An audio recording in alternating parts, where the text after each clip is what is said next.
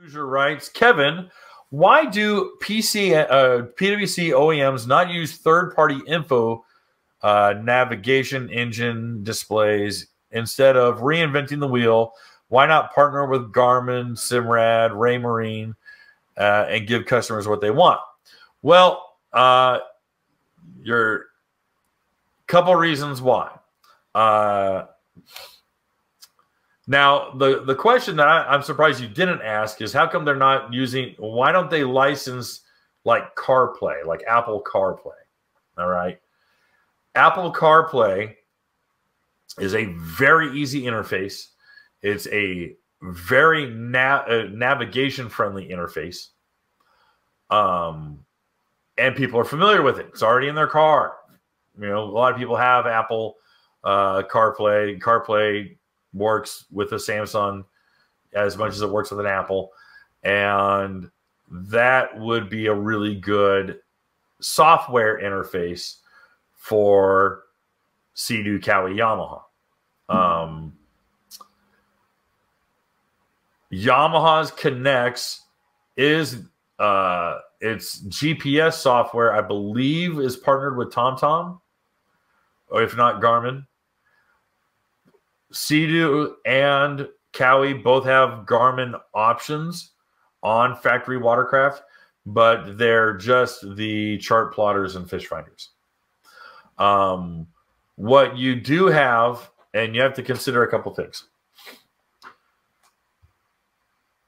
BRP Go, BRP dashboards are shared across the board.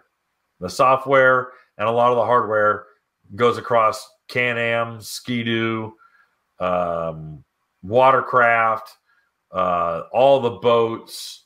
They all share the same the same software and a lot of times the same hardware.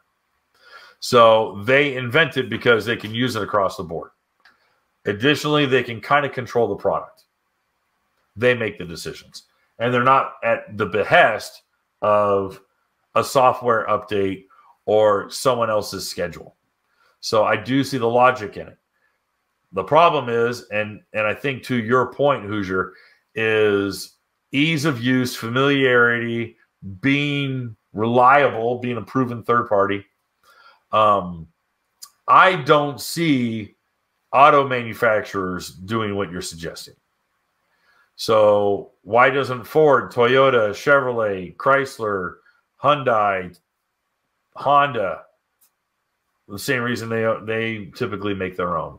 Now, thankfully, we are starting to see the universal application of CarPlay and other Uconnect and some of the other ones.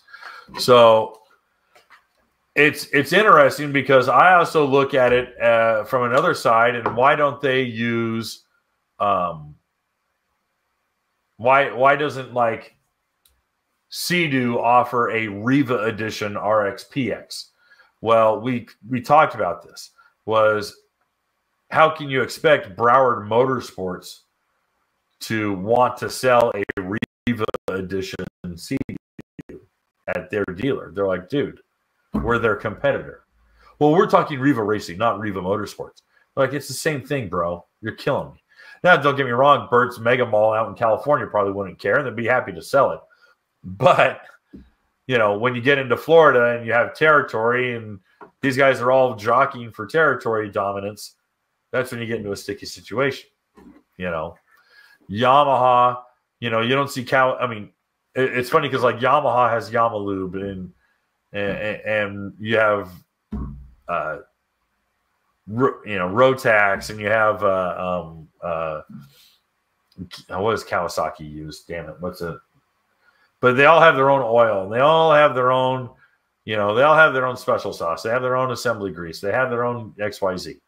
And it's like, well, why don't they use Mobile One and have a logo that says Mobile One? It's because they're trying to sell Yamaloop. You know, why don't they say Scat Track impellers? Well, some did.